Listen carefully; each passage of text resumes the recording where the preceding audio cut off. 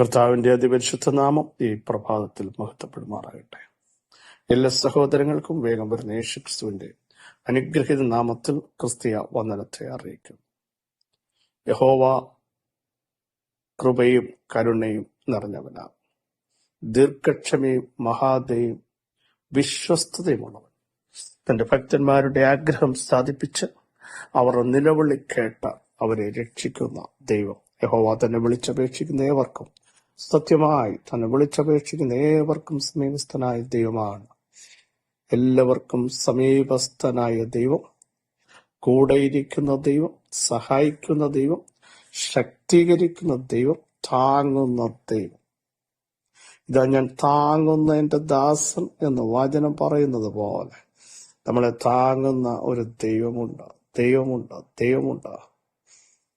ചതഞ്ഞ ഓട ഒടിക്കാത്തവൻ, പുകയുന്ന തിരിയെ കെടുത്താത്ത ദൈവം, വിലാപങ്ങളെ നൃത്തമാക്കുന്നവൻ, രട്ടിനെ സന്തോഷമാക്കുന്നവൻ, രട്ടിനെ മാറ്റുന്ന ദൈവം. സ്തോത്രം. ആ ദൈവം സഹോദരങ്ങളെ നമ്മുടെ ദൈവമാണ്. ഈ ദൈവത്തെ പോലെ വലിയ ഒരു ദൈവം ആരുള്ളൂ? നമ്മുടെ വഴികളുടെ കുറവ് തീർക്കുന്ന, ശക്തി കൊണ്ട് അരമുറുക്കുന്ന ദൈവത്തിന് നന്ദി നിറഞ്ഞ ഹൃദയത്തോടെ നമുക്ക് സ്തോത്രം ചെയ്യാം. അവിടുന്ന് നല്ലവനാണ്, അവിടുന്ന് ഉന്നതനാണ്. സകല ജഡത്തിനും അതതിന്റെ സമയത്ത് ആഹാരം കൊടുക്കുന്ന ദൈവം. കരയുന്ന കാക്കക്കുഞ്ഞുങ്ങൾക്ക് അതതിന്റെ സമയത്ത് അതിനു വേണ്ട തീനെത്തിച്ചു കൊടുക്കുന്ന ദൈവം. അതിന്റെ അർത്ഥം കാക്കയുടെ കൂട്ടിനകത്ത് നിന്ന് ആ കുഞ്ഞു ക്രാ എന്ന് കരയുമ്പോൾ കോടാനുകോടി കിലോമീറ്റർ താണ്ടി ആ കരച്ചിൽ സ്വർഗരാജ്യത്തിലെത്തുമ്പോൾ അതിനു വേണ്ട തീൻ എത്തിച്ചു കൊടുക്കുന്ന ദൈവം. സഹോദരങ്ങളെ, അവിടുത്തെ രക്തത്താൽ, യേശുക്രിസ്തുവിന്റെ രക്തത്താൽ വീണ്ടെടുക്കപ്പെട്ട നമ്മളെ കൈവിടുമോ? നമ്മളെ ഉപേക്ഷിക്കുമോ? നമ്മളെ കാണാതിരിക്കുമോ? നാളേക്കായി നിങ്ങൾ വിചാരപ്പെടരുത് എന്ന് എഴുതിയിരിക്കുന്നത് കൊണ്ടാണ് നമ്മൾ പറയാതെ നമുക്ക് വേണ്ടി കരുതുന്ന, നമുക്ക് വേണ്ടി പ്രവർത്തിക്കുന്ന ഒരു ദൈവമുണ്ട്. അത് നമ്മുടെ ദൈവമാണ്. ഉന്നതനായ ദൈവമാണ്, ഉയർന്നിരിക്കുന്ന ദൈവമാണ്, ശാശ്വതവാസിയായ ദൈവമാണ്, പരിശുദ്ധനാണ് അവിടുന്ന്. ഹല്ലേലൂയ. വിശുദ്ധിയിൽ മഹിമയുള്ളവനാണ്, സ്തുതികളിൽ ഭയങ്കരനാണ്, തന്മാത്രം അത്ഭുതങ്ങൾ പ്രവർത്തിക്കുന്നവനാണ്.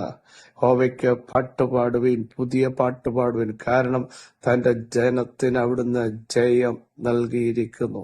അവിടുത്തെ വിശുദ്ധ ഭുജം ജയം നൽകി തന്നിരിക്കുന്നു. പ്രിയരെ, ഇന്ന് പ്രഭാതത്തിലും ശക്തിയോടെ പാടാൻ, ആത്മാവിൽ പാടാൻ നമുക്ക് കഴിയണം. ശത്രുവിന്റെ തലയെ തകർത്ത് ചെങ്കടൽ പാതയൊരുക്കിയ ദൈവത്തിന്റെ കരം ഇന്നും നമുക്ക് വേണ്ടി വെളിപ്പെട്ടു വരും. വിശ്വസിക്കാൻ തയ്യാറുണ്ടോ? ശത്രുവിന്റെ മുൻപാകെ മേശയൊരുക്കുന്ന ഒരു ദൈവം, എഴുന്നേൽപ്പിക്കുന്ന ഒരു ദൈവം, നിവർത്തുന്ന ഒരു ദൈവം, കുനിഞ്ഞിരിക്കുന്ന സകല വിഷയങ്ങളെയും ഡൗണായി പോയത്, എഴുന്നേൽക്കാൻ പറ്റത്തില്ലെന്ന് ചിന്തിക്കുന്നതിനെയൊക്കെ നിവർത്തിക്കൊണ്ടുവരുന്ന ദൈവത്തിന്റെ ശക്തി ഇന്ന് പകൽ വ്യാപരിക്കുക. വിശ്വസിക്കുന്നവൻ ഓടിപ്പോകയില്ല, വിശ്വസിക്കുന്നവൻ ലജ്ജിച്ചു പോകയില്ല. ദൈവവചനം പറയുന്നു, അവങ്കലേക്ക് നോക്കിയവർ പ്രകാശിതരായി, അവരുടെ മുഖം ലജ്ജിച്ച് പോകാൻ ദൈവം ഇടയാക്കിയതുമില്ല. 22-ാം സംഘത്തിൽ പറയുന്നു, നമ്മുടെ പിതാക്കന്മാർ ദൈവത്തിൽ ആശ്രയിച്ചു, അവരാശ്രയിക്കുകയും ദൈവം അവരെ വിടുവിക്കുകയും ചെയ്തു. അവർ നിന്നോട് നിലവിളിച്ചു, രക്ഷ പ്രാപിച്ചു, ലജ്ജിച്ച് പോയതും ഇല്ല. പിതാക്കന്മാർ സേവിച്ച ദൈവം ലജ്ജിപ്പിക്കാത്ത ദൈവമാണ്. അങ്ങനെങ്കിൽ ആ ദൈവമല്ലേ നമ്മുടെ ദൈവം? ധൈര്യത്തോടെ പറയാൻ കഴിയുമോ?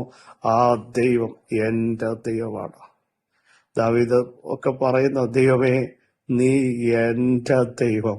മരുഭൂമിയുടെ അവസ്ഥയിലും പറയുക, വരണ്ട അവസ്ഥയിലും പറയുക, ദൈവമേ നീ എന്റെ ദൈവം. ആദ്യകാലത്ത് ഞാൻ നിന്നെ അന്വേഷിക്കും. സ്തോത്രം. എത്ര പേർക്ക് പറയാൻ കഴിയും, ഞാൻ എന്റെ ദൈവത്തെ അന്വേഷിക്കും, ഞാൻ എന്റെ ദൈവത്തിന്റെ പൊന്മുഖത്തേക്ക് നോക്കും? അനവധി അനർത്ഥങ്ങളും കഷ്ടങ്ങളും കാണുമാറാക്കിയവൻ വീണ്ടും നമ്മെ ജീവിപ്പിക്കുന്നു, നമ്മെ ശക്തീകരിക്കുന്നു, നമുക്ക് ബലം കൽപ്പിക്കുന്നവനാ. അവിടെ ഇട്ടേച്ചു പോകുന്ന ഒരു ദൈവമല്ല. പ്രതിസന്ധിയും കഷ്ടവും നിന്നയും അപമാനം വരുമ്പോ പലരും കണ്ടിട്ട് ഇട്ടേച്ചു പോകുമ്പോ അങ്ങനെ പോകുന്ന ഒരു ദൈവമല്ല നമ്മുടെ ദൈവം. നമ്മളോട് കൂടെ ഇരിക്കുന്ന ദൈവമാണ്. 1 യോഹന്നാൻ 2:14. പിതാക്കന്മാരെ, ആദ്യം മുതലുള്ളവനെ നിങ്ങൾ അറിഞ്ഞിരിക്കാൻ ഞാൻ നിങ്ങൾക്ക് എഴുതിയിരിക്കുന്നു. ബാല്യക്കാരെ, നിങ്ങൾ ശക്തരാകിയാലും ദൈവവചനം നിങ്ങൾ വസിക്കയാലും നിങ്ങൾ ദുഷ്ടനെ ജയിച്ചിരിക്കയാലും ഞാൻ നിങ്ങൾക്ക് എഴുതി. സ്നേഹത്തിന്റെ അപ്പോസ്തലനായ യോഹന്നാൻ, യേശുവിന്റെ മാർവോട് ചേർന്ന് കിടന്നവൻ, ഹൃദയസ്പന്ദനങ്ങൾ നന്നായി മനസ്സിലാക്കിയവൻ, വിളിച്ചു പറഞ്ഞു, എഴുതാനുള്ള കാരണം ഞങ്ങൾ കേട്ടത്, ഞങ്ങൾ സ്വന്തം കണ്ണുകൊണ്ട് കണ്ടത്, ഞങ്ങൾ നോക്കിയതുമായ, ഞങ്ങളുടെ കൈ തൊട്ടതുമായ ജീവന്റെ വചനം സംബന്ധിച്ച് ജീവൻ പ്രത്യക്ഷമായി ഞങ്ങൾ കണ്ടു, ഞങ്ങളത് സാക്ഷീകരിക്കും. പ്രിയരെ, കണ്ടവനും കേട്ടവനും രുചിച്ചവനും അനുഭവിച്ചവനുമാ വിളിച്ചു പറഞ്ഞത്. കേട്ടോ, തിരുവെഴുത്ത് പറയുന്ന യഹോവ നല്ലവനെന്ന് രുചിച്ചറിവീൻ. രുചിച്ചറിയുന്നവന് പറയാൻ പറ്റും, ഈ ദൈവത്തെ പോലെ വലിയ ദൈവം ഇല്ല, ഈ ദൈവത്തെ പോലെ ഉന്നതനായ ദൈവമില്ല, ഈ ദൈവത്തെ പോലെ സർവശക്തനായ ദൈവമില്ല, ഈ ദൈവത്തെ പോലെ ഉണ്മയുള്ള ദൈവമില്ല. ജയിച്ച ഒരു കർത്താവല്ലേ നമ്മുടെ കർത്താവ്. തൊട്ടതും അനുഭവിച്ചതും രുചിച്ചതുമായ ജീവനുള്ള സാക്ഷ്യങ്ങളുടെ ഉടമയായിരുന്നു യോഹന്നാൻ. സ്തോത്രം. നമ്മുടെ കുറിവാക്യം ശ്രദ്ധിക്കൂ. പിതാക്കന്മാരെ, ആദ്യം മുതലുള്ളവനെ നിങ്ങൾ അറിഞ്ഞിരിക്കാലും ഞാൻ നിങ്ങൾക്ക് എഴുതിയിരിക്കും. ബാല്യക്കാരെ, നോക്കൂ, നിങ്ങൾ ശക്തരാകിയാൽ. അവരെങ്ങനെ ശക്തരാകുന്നത്? വചനം അവരുടെ അകത്ത് വസിക്കുന്നത് കൊണ്ട് അവർ ശക്തരാകുന്നു. പ്രിയ സഹോദരങ്ങളെ, വചനം നമ്മുടെ ഉള്ളിൽ ഉൾനട്ടത് വചനം, ഉൾനട്ട വചനം. വചനം ഉള്ളിൽ നട്ടാൽ നമ്മൾ ശക്തരാകും. വചനം നമ്മുടെ അകത്ത് ക്രിയ ചെയ്യും, അത് വേരൂന്നും ഫലം കായ്ക്കും, പ്രതികൂലങ്ങൾ ജയിക്കാനുള്ള കൃപ നൽകും. വചനം നിങ്ങളുടെ അകത്ത് വസിക്കയാൽ നിങ്ങൾ ശക്തരാകുന്നു. ഈ വചനത്തിന്റെ ശക്തി ഇന്ന് പകൽ നമ്മുടെ ശരീരത്തിൽ വ്യാപരിക്കട്ടെ, നിങ്ങളുടെ കുടുംബജീവിതത്തിൽ വ്യാപരിക്കട്ടെ. ദൈവസഭകളിൽ വചനത്തിന്റെ ശക്തി വ്യാപരിക്കട്ടെ. വചനം ക്രിയ ചെയ്യുന്നതാ, അതിവേഗം ഓടുന്നതാ, സൗഖ്യമാക്കുന്നതാ, ശക്തി നൽകുന്നതാ, സ്ഥിരമാക്കപ്പെട്ട വചനമാ. ആകാശവും ഭൂമിയും മാറിപ്പോയാലും ഒഴിഞ്ഞു പോകാത്ത വചനത്തിന്റെ ശക്തി, കുഴികളിൽ നിന്ന് വിടുവിക്കുന്ന വചനം, അയച്ച കാര്യം സാധിപ്പിക്കുന്ന വചനം, ആത്മാവിൽ സദ്യകളിൽ മജ്ജകളിൽ വേർവിടുവിക്കും വരെ തുളച്ചു കയറുന്ന ജീവനുള്ള വചനം, പാറയെ തകർക്കുന്ന ചുറ്റികയാണ് വചനം, തകരാത്തതിനെ ഉടയാത്തതിനെ ഉടയ്ക്കുന്ന വചനമാണത്. സ്തോത്രം. ഈ വചനം നമ്മുടെ അകത്ത് വന്നാൽ നമ്മൾ ശക്തരാകും. സകലത്തെയും ജയിക്കുന്ന ഒരു അനോയിന്റിങ് വചനം ദൈവമാണല്ലോ. ആ വചനം ദൈവമാണ്. അവന് ക്രിസ്തു എന്ന് പേർ. വചനത്തെ പറ്റി പറയുന്നു, അവന് ക്രിസ്തു എന്ന പേര്. ഹല്ലേലൂയ. ആ വചനത്തിന്റെ ശക്തി ഇന്ന് പകൽ വ്യാപരിക്കട്ടെ. അങ്ങനെ വചനം നമ്മുടെ അകത്ത് വ്യാപരിച്ചാൽ നമ്മൾ ശക്തരാകുക മാത്രമല്ല, ദുഷ്ടനെ ജയിച്ചിരിക്കുന്നു. ദുഷ്ടശക്തികളെ, വെല്ലുവിളികളെ ജയിക്കണോ? വചനം നമ്മുടെ അകത്ത് വസിക്കണം. വചനത്തിൽ വളരണം, വചനത്തിൽ വേരൂണണം, വചനത്തിൽ ശക്തരാകണം. സ്തോത്രം. വചനത്തിന് പ്രാധാന്യം. രാപ്പകൽ വചനം ധ്യാനിക്കണം, വായിക്കാനല്ല ധ്യാനിക്കണം. അങ്ങനെ വചനം ധ്യാനിക്കുമ്പോൾ തിരുവെഴുത്ത് പറയുന്നു, ഇലവാടാത്ത വൃക്ഷം പോലുന്ന സങ്കീർത്തനം, തക്ക കാലത്ത് ഫലം കായ്ക്കും.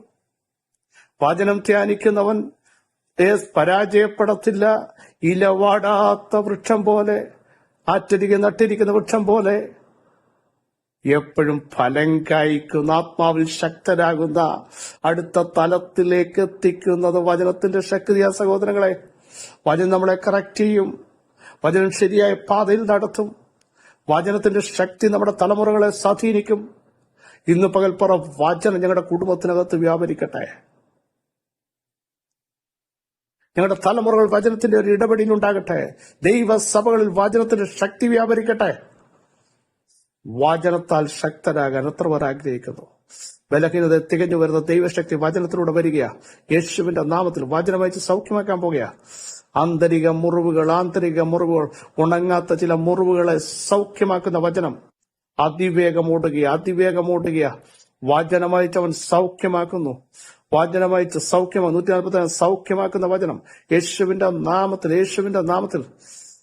ഓ ഹാലലൂയ. ചിലതിനെ വചനമായിട്ട് അവയെ ഉരുക്കുന്നു. 147 പറയുന്നു, വചനമായിട്ട് അവയെ ഉരുക്കുന്നു. ഉരുകാതെ നിൽക്കുന്ന ചിലതിനെ ഉരുക്കുന്ന വചനം, ചില മഞ്ഞുകളെ ഉരുക്കി അത് മഴയായി പെയ്പ്പിക്കുന്ന വചനത്തിന്റെ ശക്തി യേശുവിന്റെ നാമത്തിൽ വ്യാപരിക്കുന്നു.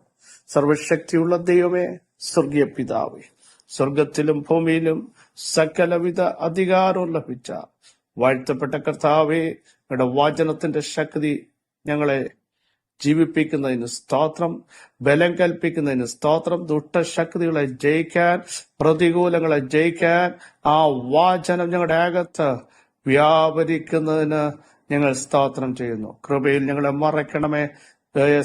ജീവനുള്ള വചനം, ശക്തമായ വചനം, ഹല്ലേലൂയ, നിലനിൽക്കുന്ന വചനം ഇന്നു പകൽ ഞങ്ങളെ വീണ്ടും ജീവിപ്പിച്ചിരിക്കാൻ സ്തോത്രം. സകല മഹത്വം അങ്ങേക്ക് യേശുവിൻ നാമത്തന്നെ. ആമേൻ, ആമേൻ. ക്രിസ്തുവിൽ വാത്സല്യ സഹോദരങ്ങളെ, ധൈര്യത്തോടെ മുമ്പോട്ട് പോകൂ. നമ്മുടെ ദൈവം അത്ഭുതങ്ങളുടെ ദൈവം, നമ്മുടെ ദൈവം വിടുതലിന്റെ ദൈവം, നമ്മുടെ ദൈവം വചനത്തിന്റെ ശക്തിയാൽ നമ്മളെ ജീവിപ്പിക്കും. ഈ ആലോചന നമുക്കൊരു വലിയ വിടുതലാകട്ടെ. കർത്താവ് നിങ്ങളെ സഹായിക്കട്ടെ. ക്രിസ്തുവിൽ നിങ്ങളുടെ സഹോദരൻ